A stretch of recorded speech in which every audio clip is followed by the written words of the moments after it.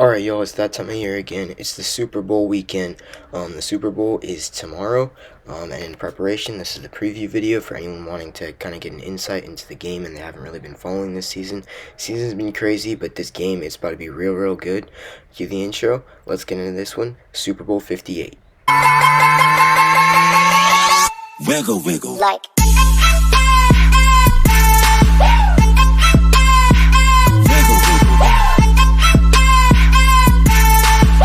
For those of you guys that don't know, the Super Bowl this year will be in Las Vegas at Allegiant Stadium, so it's a really nice new stadium, and I think it's a really good choice they picked this city.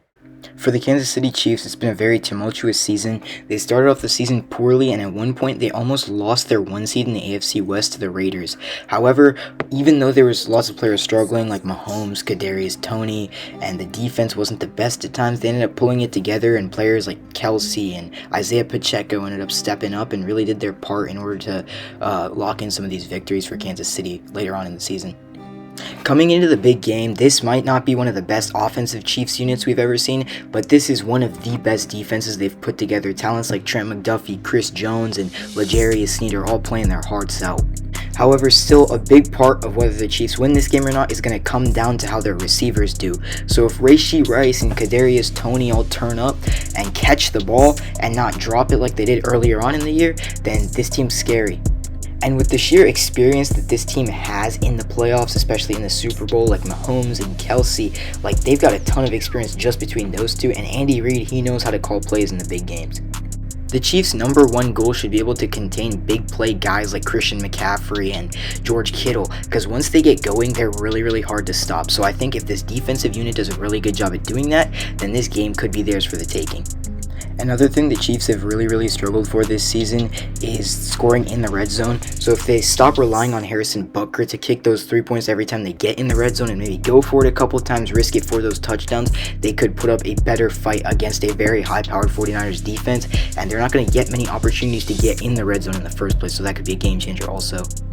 Now, I know everyone is just hating on the Chiefs because of Taylor Swift, Travis Kelce. I get it. This dude, Travis Kelce, he's kind of a idiot sometimes. Same with Taylor Swift. But just like how we did with the Patriots, we can't hate on the Chiefs just because of their greatness. And also, we can't take away from the Chiefs' achievement just because of all this publicity surrounding Taylor Swift and Travis Kelce. I get it. It's annoying. I hate it too. But the Chiefs are a really good football team, man.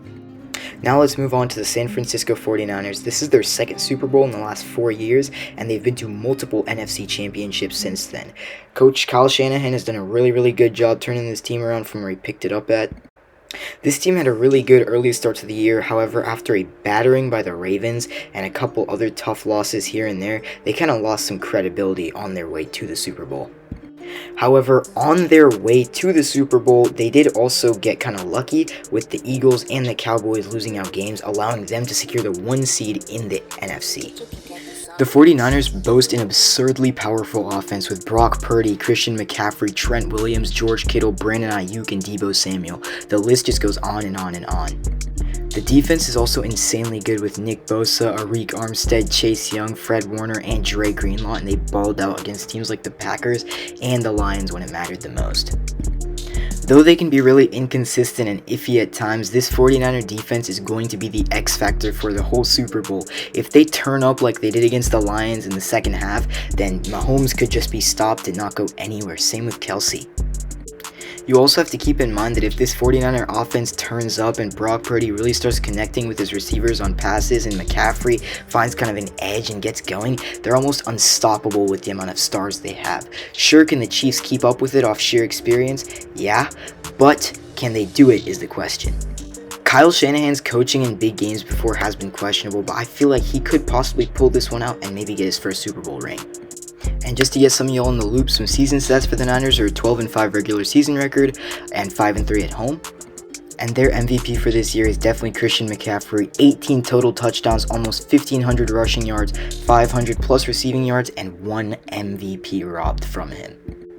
Moving on to the Chiefs, they were 11-6 in the regular season, and they were 5-4 at home. Patrick Mahomes is definitely this team's MVP this season, with 4,000 plus passing yards, 27 total touchdowns, and a 67% completion rate. Though it might not seem like much, it's pretty good for a QB. To wrap things up, though I want the 49ers to win really, really bad, I think the Chiefs are going to close this one out just off experience.